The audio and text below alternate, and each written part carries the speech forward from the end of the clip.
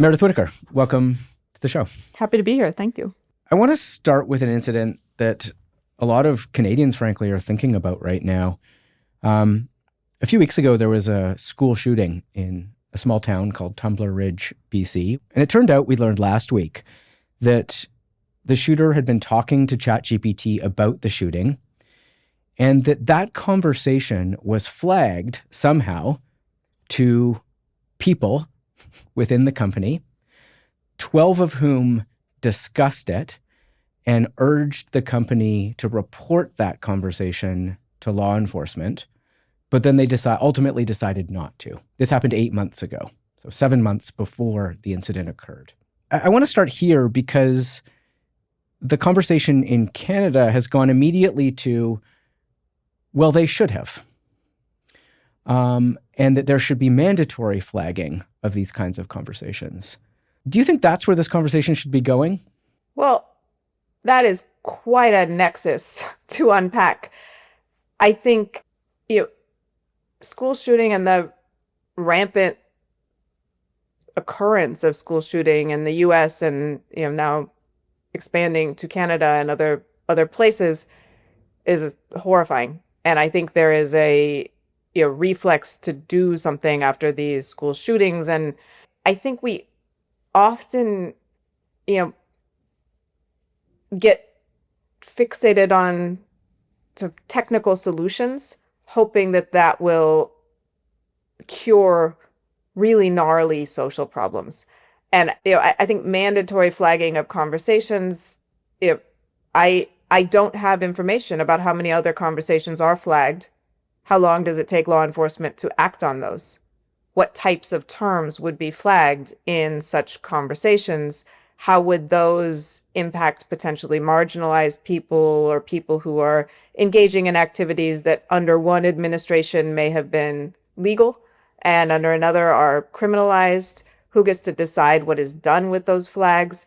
And really importantly here, what other sources of information do they have access to already? Are available? Right? What Right. other levers are available to law enforcement? And I think in particular about, some of these debates around, that Signal gets implicated in, where if you zoom out, you recognize that, a lack of data isn't often the problem. It's a lack of resources to pursue these leads. It's a lack of social services that would, for example, here, hypothetically, have flagged this troubled person.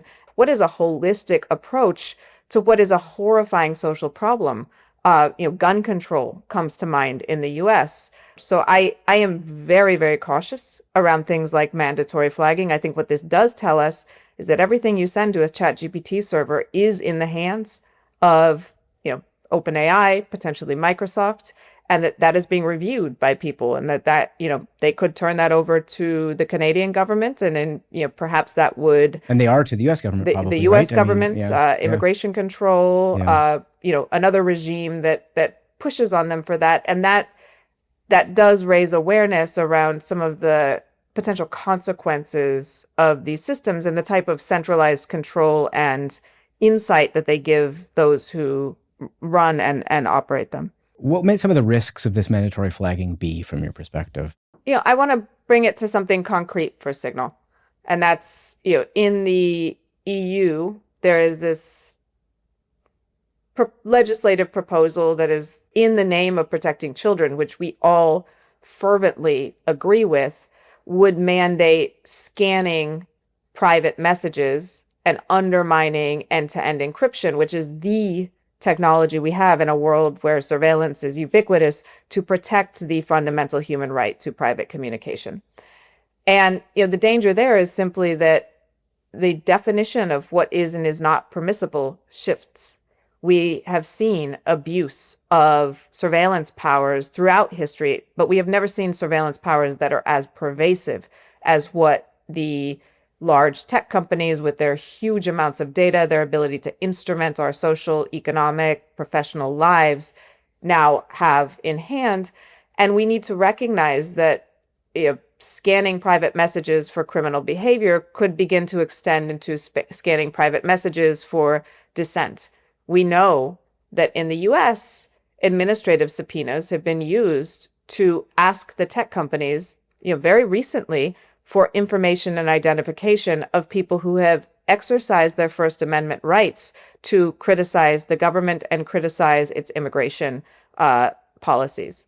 We know that there's a woman who lived in jail, it went to prison, was convicted because Meta turned over, we can say scanned if we want, but turned over her private messages with her daughter that showed her working to help her daughter access reproductive care and deal with the aftermath in the state of Nebraska after the Dobbs decision, which had enabled Nebraska to criminalize what was a formerly legal procedure.